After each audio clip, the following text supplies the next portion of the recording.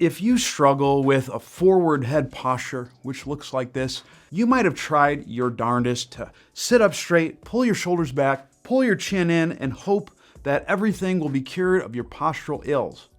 But you know that doesn't work. And the reason why it doesn't work is because we don't hold this forward head posture because we're lazy or we're on our phones. There's actually a very legitimate reason why some people might utilize this forward head posture.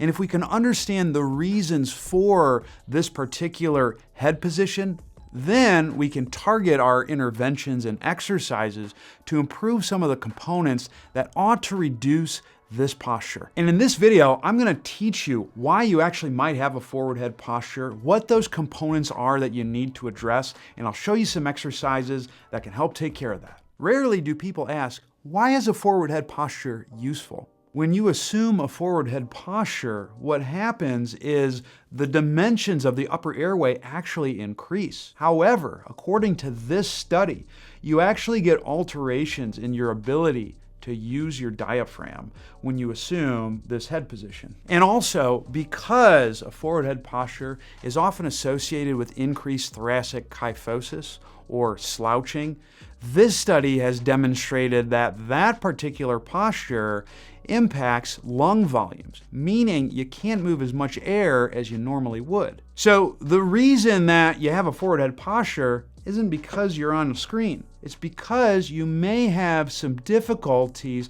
maximizing your breathing dynamics. And that's oftentimes why people who have a forward head posture also tend to mouth breathe. And they may also have a mandible that sits back or is retruded. And that's because, according to this study, when you jut the head forward, the mandible moves backwards.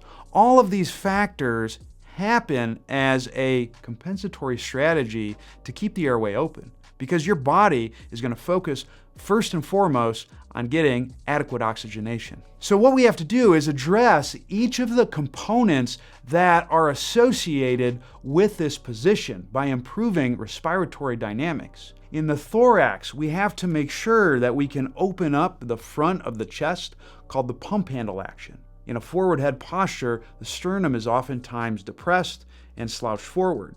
You can't just sit up straight because that doesn't change the dimensions of the rib cage. Also, we have to learn how to expand the upper back or the posterior ribs.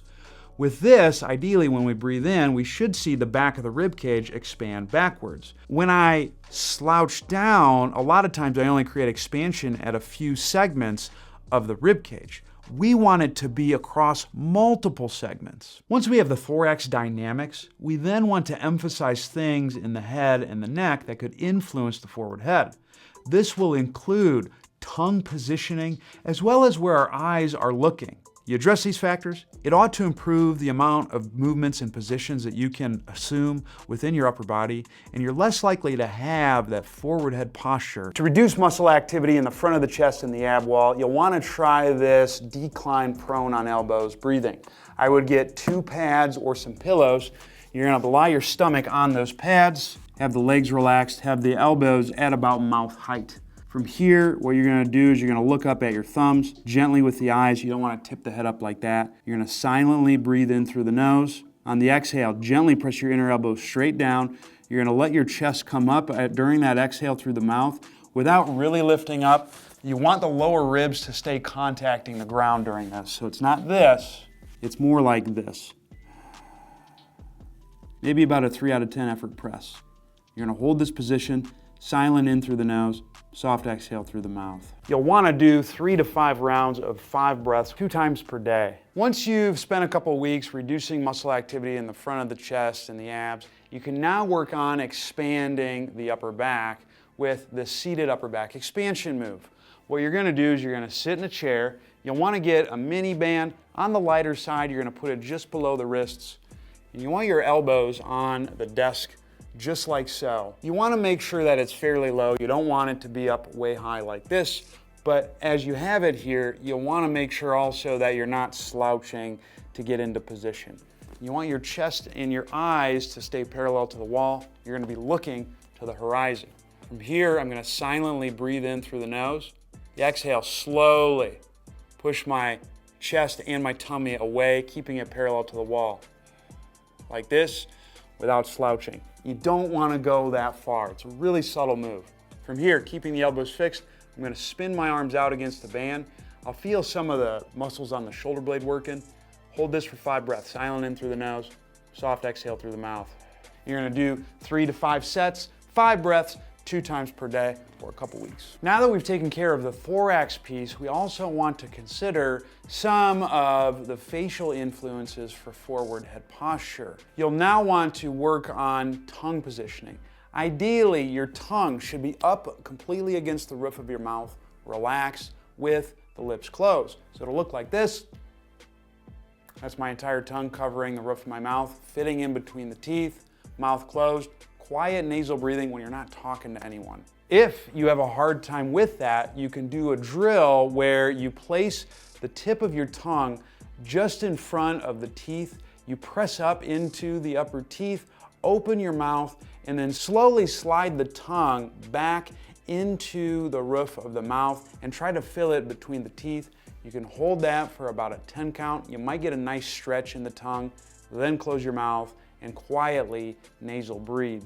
I usually spend a few minutes working on this drill a couple times a day. The last thing you'll want to think about is the visual component to forward head posture. Many times, those who present with a forward head posture have a tendency to look down at the ground, whether it's during walking or during exercise. A simple fix that can help keep your head facing upward is to make sure you're looking out into the horizon as far as you can while walking. And generally, if you are staying vertical during exercises, whether it's squats or whether it's any upper body things, you want to think about looking as far out into the horizon as possible. A lot of times that can help with the visual component that is often affected with forward head posture. Now you might have tried some of these moves, but it could be that the nasal breathing piece was quite a bit difficult for you. If that's you, then I would check out this video right here where I dive in deep on how to improve your nasal breathing capabilities, because it's a lot of times a lot more than just keeping your mouth shut and breathing quietly through your nose, especially if you have congestion.